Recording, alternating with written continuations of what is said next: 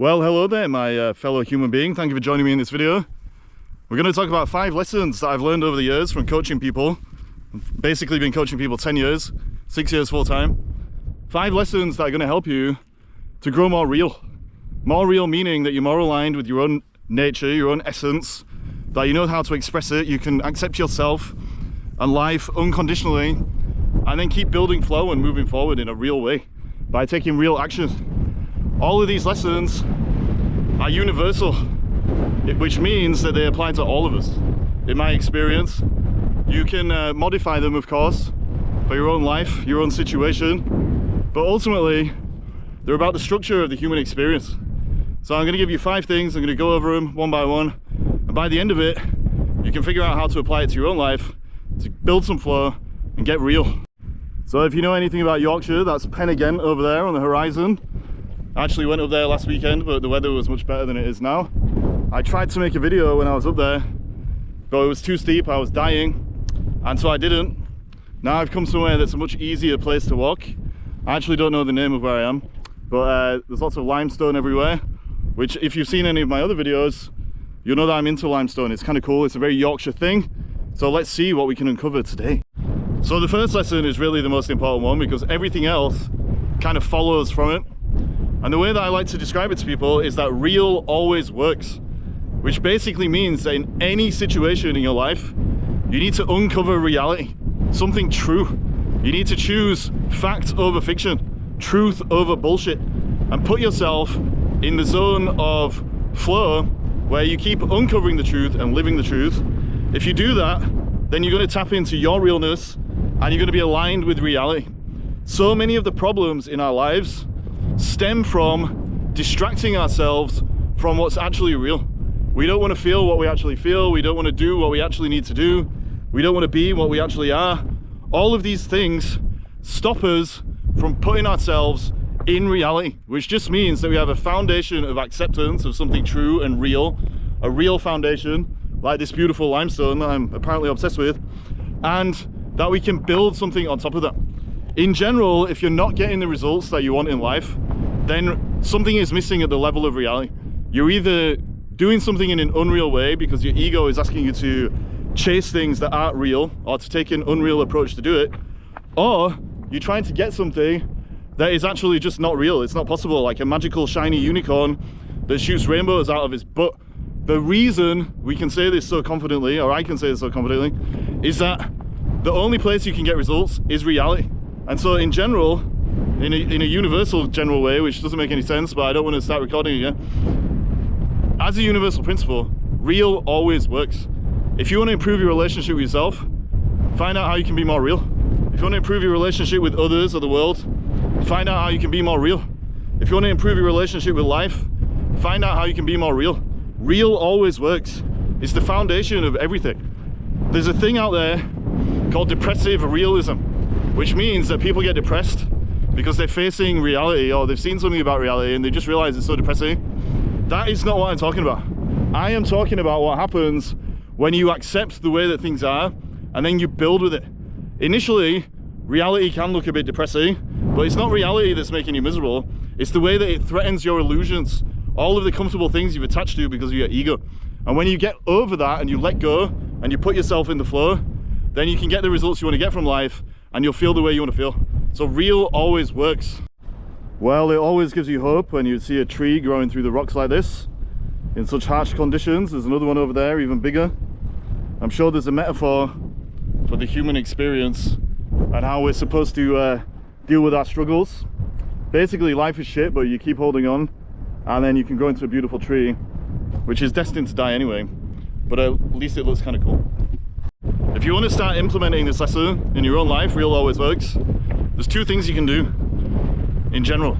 There are obviously way more, but there's 2 I recommend in this video. The first one is to keep checking in with yourself, asking yourself, what is actually true right now? Even at the level of yourself, stop and pause, get into your breath. What are you feeling? What do you want to do? Check in with yourself in a real way and see what's actually true in a given moment. The second thing you can do is to pay attention to where you feel like you're resisting reality. In general, it comes down to this idea that Joseph Campbell talked about: the cave that you fear to enter holds a treasure that you seek.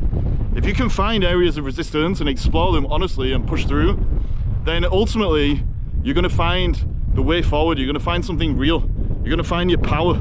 Resistance is just the thing that's making you miserable in the long run, because it's stopping you from letting go, finding something real, building and moving forward. So do those two things and you'll get to that place of real always works. The second lesson that I've seen work for most people is that you need to choose action over belief. What this means is that so many of us waste so many years of our lives trying to think ourselves and find beliefs that are going to motivate us to feel like we're ready so we can get started on something. And we'll tell ourselves, I'm going to do this thing when I'm more confident. I'm going to start this business when I feel ready. I'm going to start making videos online when I feel like my skills are perfect, or whatever it is. And so they spend all this time thinking and thinking and thinking and trying to level themselves up without acting. Acting is the only cure for anything. Action is the only cure for anything. As soon as you act, you put yourself in touch with reality. You find out where you actually stand. And again, it comes back to real always works. Once you've taken that action, you can start moving in increments towards whatever it is that you want to do, because you can keep learning. You don't have to be fixed and perfect. You can have a growth mindset and learn by doing.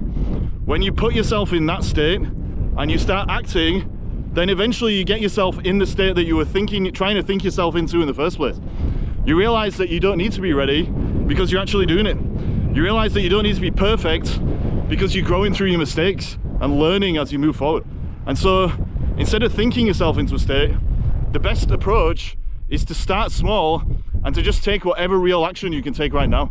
You don't need to become the perfect version of yourself before you get moving. You need to start moving and become a real version of yourself. Perfection goes out the window and belief is replaced with knowing, and that's how you know it's real. So there's some cows on that field over there, which I don't think you can see because I don't know, maybe you can, maybe you can't. I did see a sign that said there was a bull around here somewhere, and there are a few piles of bullshit on the floor, so I'm getting a little bit nervous. So far so good, but I've had a lot of bad experiences up here in the Yorkshire Dales. Been chased by cows. You might not know this, but they can run 30 miles an hour. So I'm just putting that out there, because if this video doesn't end up online and they just find my camera somewhere because I got gorged by a bull, I saw it coming, but it didn't stop me and I kept moving anyway. Two things that can help you to implement this lesson about action over belief. One is to simply just ask yourself a simple question. What is the smallest real action that I can take right now? Once you know that, go do it. And then ask again and take the next one and the next one and the next one. And before you know it, you're going to be in the flow state because you keep acting and building momentum. The second one is to not worry about motivation and all that kind of stuff, but to focus on having the discipline to be able to live according to your vision and your principles. Don't let your feelings hold you back. Most of the time when people are trying to believe themselves or think themselves into getting ready, it's because they have emotional stuff going on, shame, guilt and trauma that's making them fearful of acting anyway, for various reasons.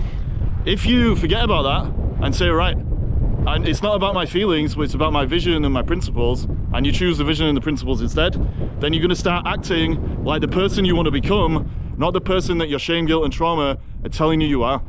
That's how you do it.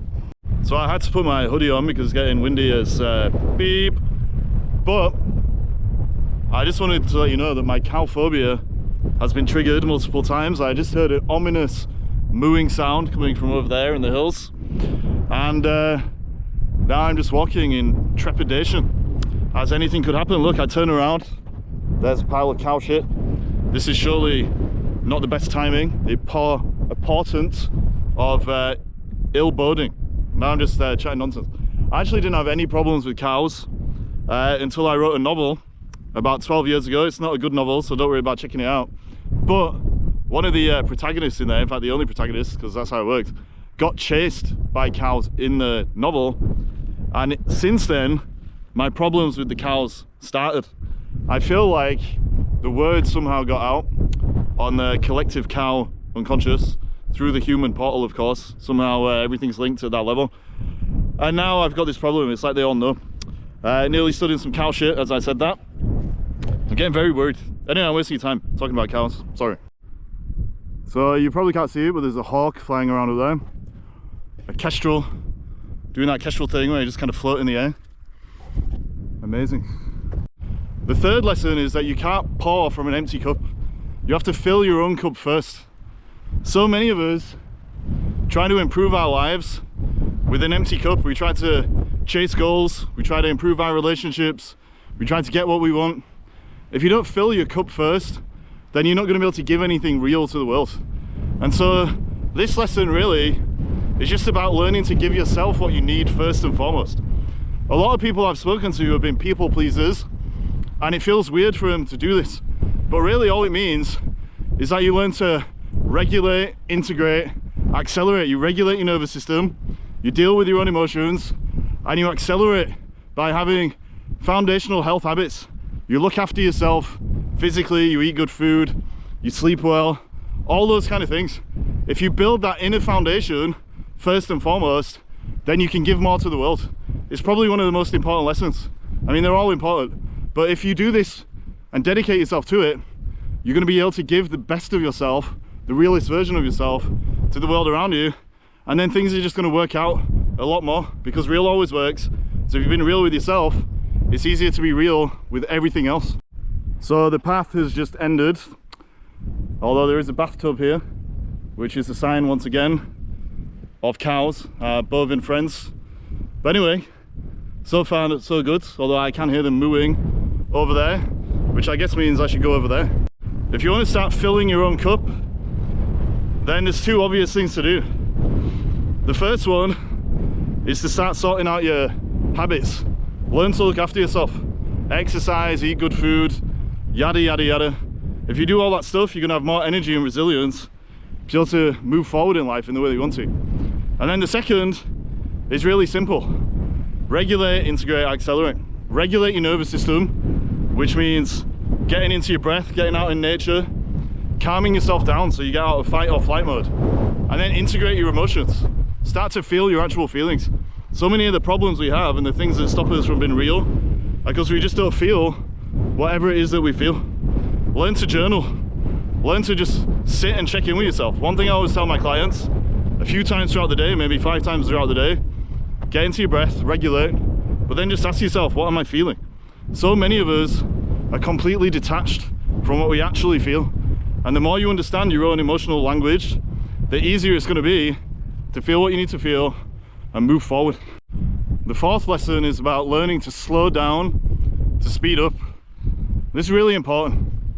Ultimately, aligning yourself with reality, with realness, is about choosing wholeness over fragmentation, realizing that everything is connected. And so you play a part in the whole of everything. The problem is, when we're caught up in the ego, because we're trying to hide from life, we don't want to feel what we really feel and all that kind of stuff, then we become fragmented and we think that it's us against life. And so we're just in a big rush all the time. We have the void, the feeling of emptiness that comes from being disconnected from truth, life, and then we're just in a big rush to try and fix things and force things so that they give us what we think we need at the level of the ego. Life is actually too short to rush, and when we do rush, we take ourselves out of the process of being able to engage with life in a real way. And so we just end up doing things that we don't need to do, pushing ourselves against life and taking ourselves away from whatever opportunities life actually wants to show us. And so when you slow down to speed up, you put yourself back in the rhythm of life that you're supposed to be in, so you can respond to it instead of just reacting according to old conditioning and things like that. When it comes to slowing down to speeding up, there are two non-negotiables. One, you need to learn to be patient. The ego can't be patient. That's why it's always forcing. It needs everything now. It wants to be omnipotent and omniscient. And if you're patient and slow down, you put yourself back on God's time. The other non-negotiable is self-compassion. Learning to have compassion for yourself. So you don't need to rush everything, you don't need to force everything, you don't need to get results all the time, straight away. You can just allow yourself to be what you need to be. You can be imperfect, perfectly imperfect. And when you do that in a compassionate way and you've been patient, things are going to flow, things are going to work out. And ironically, when you slow down like that, you speed up because you're not throwing a spanner in the works and causing life to be something that it never can be. So I just climbed up here for some reason. Actually, the reason was to avoid some people so that I can talk in this manner. If you want to slow down to speed up, the best way to start implementing that lesson is to learn to pay attention to yourself and to catch yourself whenever you feel a sense of urgency or compulsion. That urgency and compulsion is almost always your need to escape the void, the feeling of being disconnected from the truth, your realness, and then you feel that you have to do something immediately to overcome it. The more you can pay attention to that and overcome that compulsive energy, the more you can slow down, put yourself in your actual life instead of your fears about it projected onto life, and then you can start moving at a rhythm that is actually going to allow you to work with life instead of against it. Well, there's Pen again, looming over the horizon. That's how you know you're in Yorkshire. Fucking lovely. The fifth lesson basically comes back to Joseph Campbell's idea that the cave you fear to enter holds the treasure you seek. This is the kind of YouTube channel this is. I'm going to go into the cave, even though I'm terrified, and I'm going to fall over. The thing I'm terrified of course is not finding my shadow self or anything like that. Of course I've already integrated that. What a wise guy. I'm actually scared that I'm going to find a cow in here. Moo! So far so good. I don't know if that was a good move. Anyway, it's time to come out of the cave so you can see me. But the lesson is that shit is a diamond. That's the crude way to say it. Crude, but memorable. What it means is that the things about you that you think are not so good, the bad parts that you want to disown, or that you're scared to face, actually hold the treasure that you seek. They can become a gift. For example, your anger can become the boundaries and the dignity that you want to start implementing in your life, that you want to start putting in place. Your sadness can be the thing that completes the past and gets you to a place of acceptance. Your pain can become your purpose, help you help others, etc, etc, etc. So many of the things that we're scared to face, so much of the shit, is actually a diamond in disguise. And if you go through the process of awareness, acceptance and action, which is the one I use in my coaching containers, raise awareness of it, deconstruct the ego, which is keeping you from facing it. It's the ego that causes resistance.